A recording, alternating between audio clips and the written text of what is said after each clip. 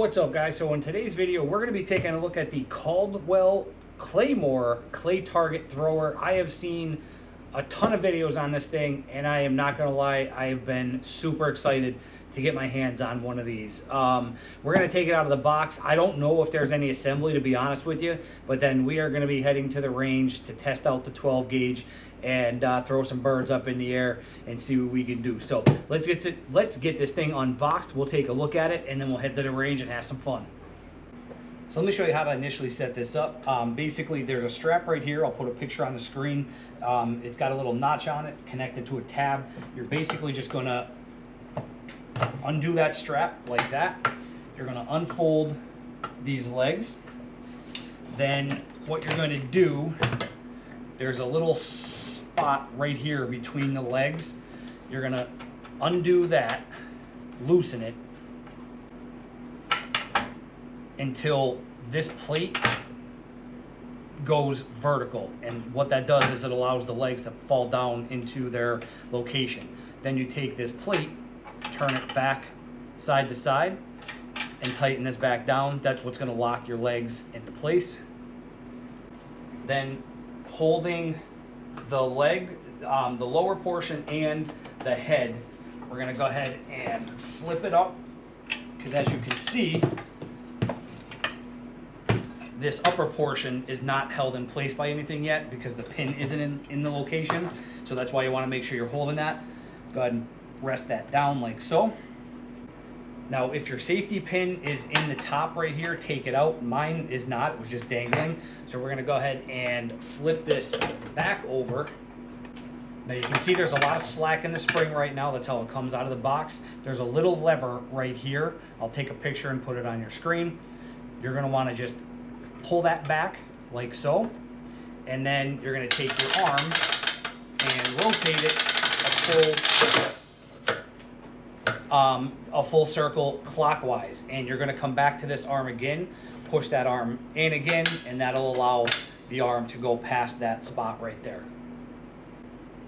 Now this next step you want to make sure you do properly, because if not, you can damage the unit according to the instructions.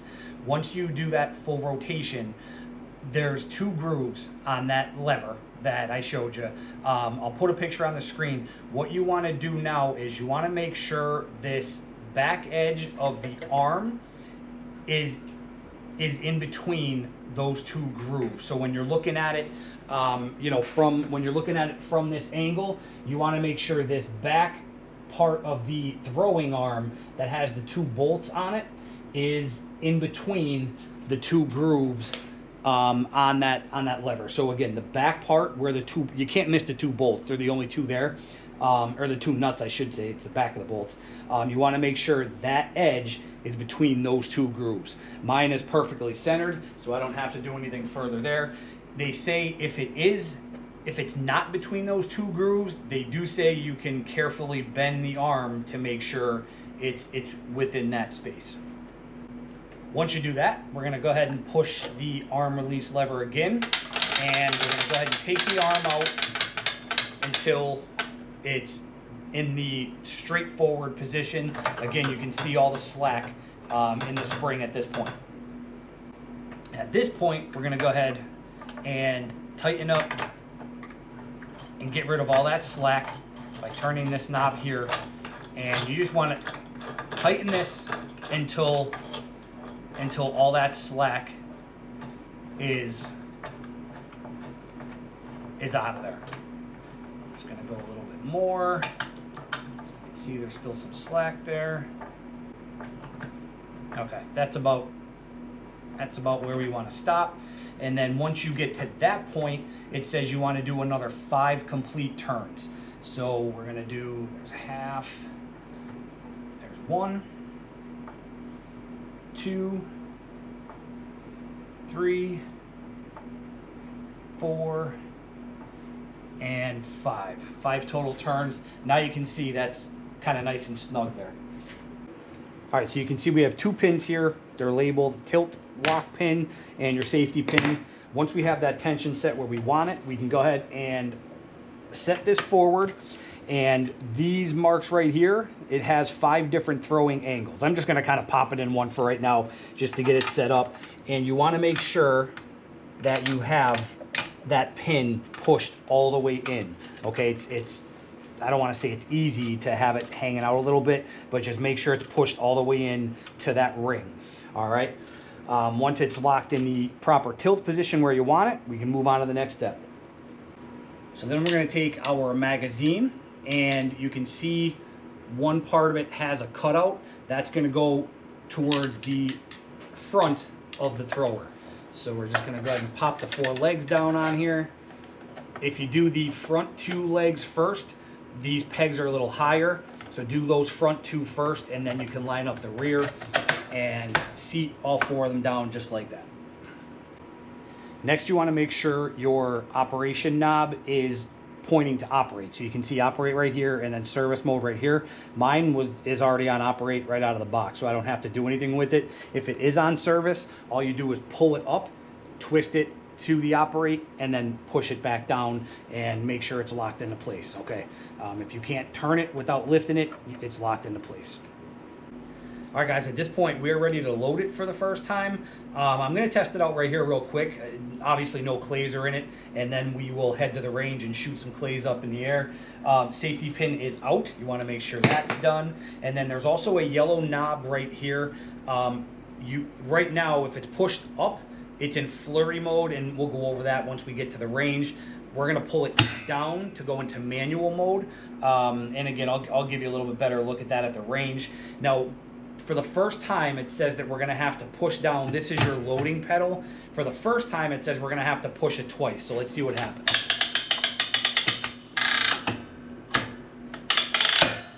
Yep, okay. So it's in the I guess, loaded position, if that's what you want to call it. A clay would fall right down in there.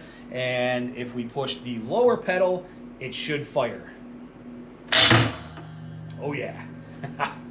That's awesome. Can't wait to get this thing to the range. So that's basically all there is to it, guys. We're going to get some clays loaded up. We'll head to the range. We'll shoot some birds out of the sky. And again, I'll go over, there's really not much else to it, to be honest. Again, it has 5 different tilt functions. I will show you the difference between that flurry mode and manual mode. And yeah, we'll see how well this thing works. Towards the end of the video, I'll show you how to break it back down. There is a sequence according to the book that you need to follow in order to pack it up for transportation, if you wanted to make it smaller and more portable for transportation. So at the end of the video, we'll cover that, but enough talking. Let's get some clays and head to the range. All right, here we are at the range. It is set up and ready to go. We just have a handful of clays in there for right now. Give you a quick look. We have it on the 4th highest setting as far as the angle goes to shoot out. And I apologize if it is super windy today, guys. So I apologize if it blows in the mic at all.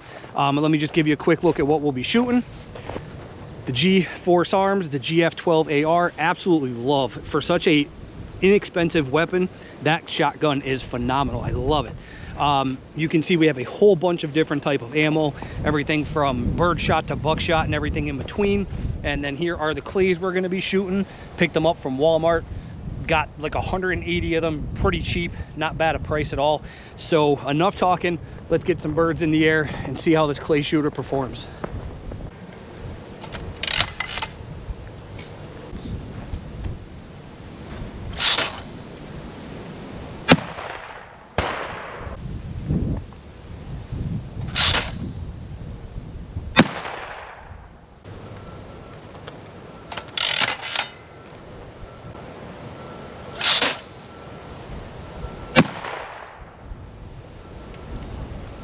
Missed it. So I could only have 3 in a clip at the range here, in the shotgun range. I'm going to adjust the angle. We're going to put it at the highest level, get it up a little bit higher, and maybe we'll try some, I don't know, 6-shot or whatever. It doesn't really matter. This is all about the Claymore today, but let me adjust the angle. We'll get it a little bit higher. All right, I put a couple more clays in there. We have it on the highest setting at this point, loaded up with some 6-shot this time around. Let's have some fun.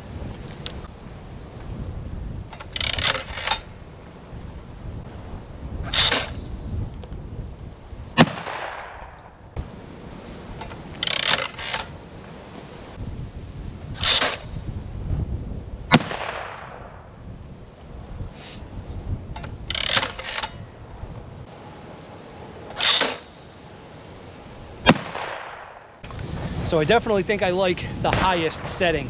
I like the angle you get with that highest setting. Of course, 5 different settings. We'll mess around with it. I'll put it on the lower settings just to see what happens.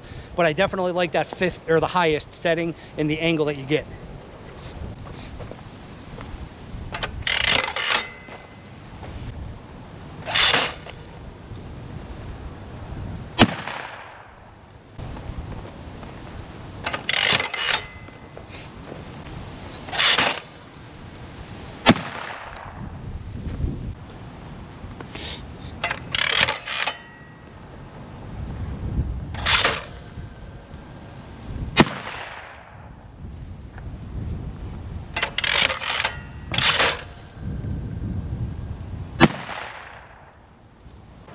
So I don't know how well you guys are seeing the clays going flying. I won't know that until I go back and review the footage. Hopefully you can see it, and hopefully you can see the ones I'm hitting busting up. We just put it down to the 2nd lowest setting. So not the lowest, but the next one up. Haven't tried it yet. Let's get loaded up. We'll see what happens.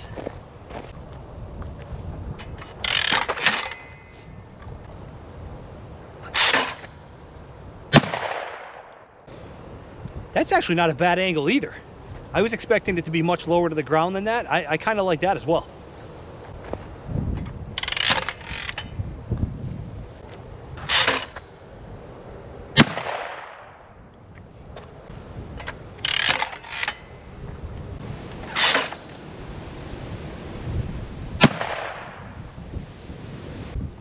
Okay, one thing I wanted to point out, what I'm noticing is, and again, I apologize if the wind is bad in the mic, but it is crazy out here.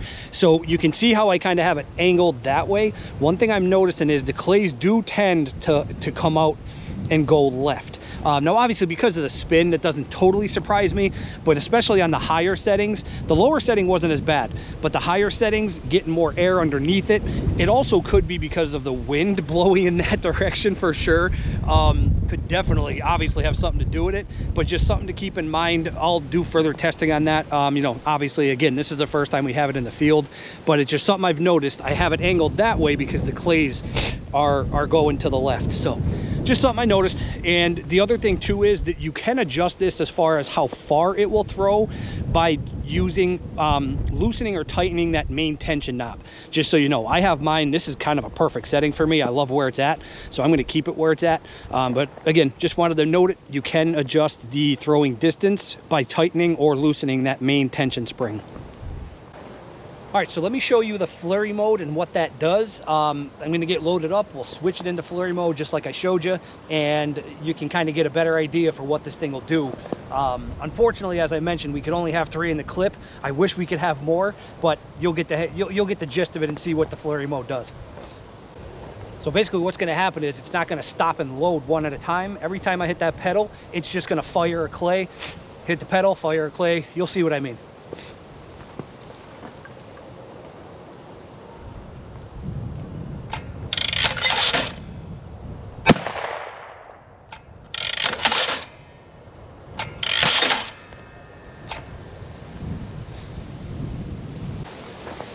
So that's one thing I've noticed. You do have to kind of get a feel for this thing. There is kind of like the right amount of pressure to put on that pedal to get it to spring properly. So just keep that in mind. It takes a little getting used to, but once you get the hang of it and kind of get the feel for how much pressure you have to put on that pedal, it works flawlessly. But I did want to just point that out because that just happened. So I wanted you to see something to note. Get the hang of it, you'll be good to go.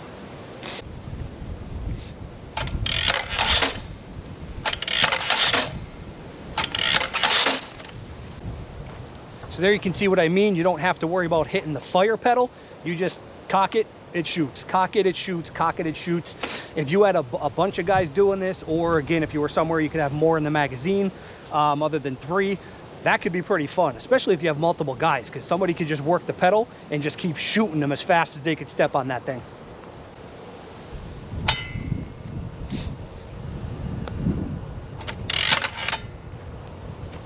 And then we're right back into manual mode.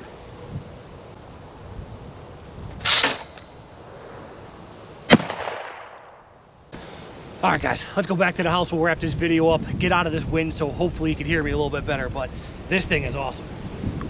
Let me show you how to properly tear this thing down to make it easy for transportation. So basically, first thing you want to do is make sure you're in manual mode, not Flurry, has to be in manual mode.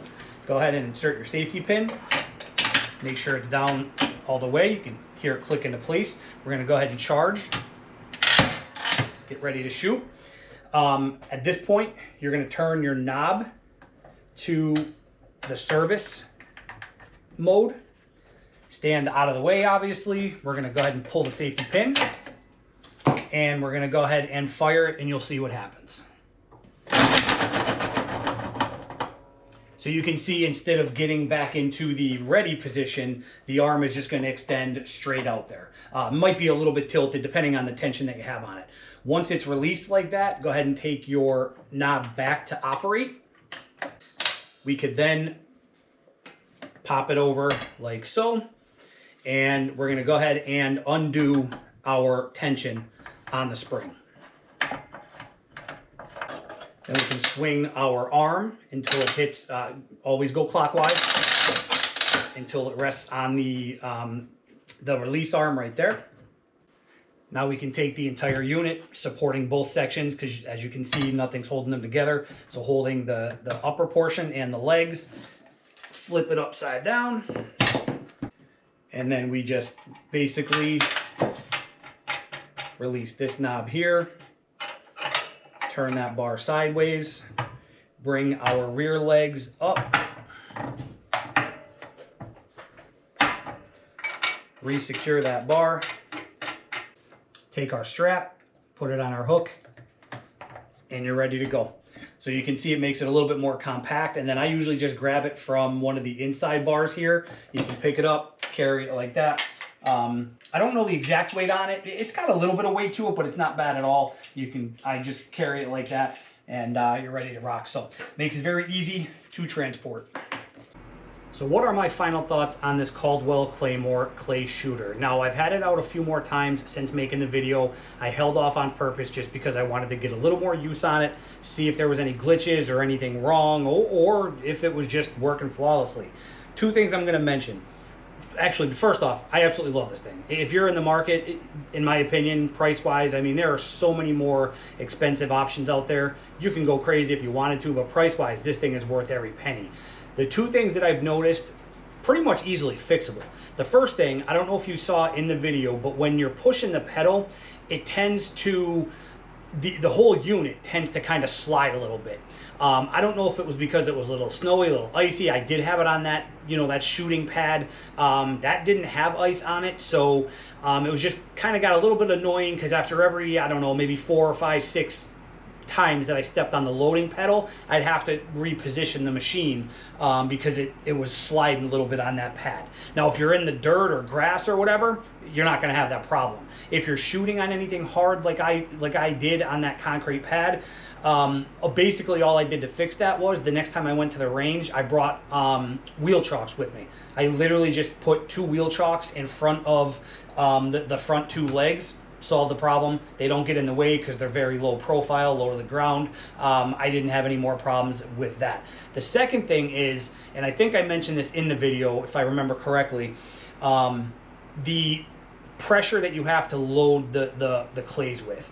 You do have to kind of get used to that. Once you get the feel for it, you will not have any problems. The first time, which you guys saw in the video, that was the first time I had this at the range. I did break a few clays because I was either pressing too hard, or I wasn't pushing hard enough, and I actually had to kind of push a second time to get the shooting arm to fully cock and load. Now, again, once you get the feel for how much pressure you need to put on it, super easy. I gotta be honest, the last couple trips I haven't broken a single clay. So again, once you get that feel, you'll be perfectly fine. You won't have any issues. But in the beginning, just know, don't think something's wrong, or don't think that you're doing something wrong. There is, I don't want to say a technique, because it's honestly not that hard, but just be careful of that. Once you get the feel for it, you'll be good to go. Outside of those 2 very minor things, this is performed flawlessly. I've had so much fun with this thing so far. My only concern at this point is the money I'm going to go through on ammo. Clays, they're cheap. I get those box of clays for like $10 for 90 of them at Walmart, so they're not expensive at all. But ammo, of course, you know, is the pricier point, and I'm having so much fun with this thing and shooting that GF12 AR. I'm having a blast. So yeah, I don't have anything else for you on the negative side of it. The rest is all positive. Like I said, this thing has been an absolute blast to play with. So questions, comments, or concerns, put them down below, and we'll get you helped out. Thanks for watching as always, guys. Appreciate it. We'll see you on the next one.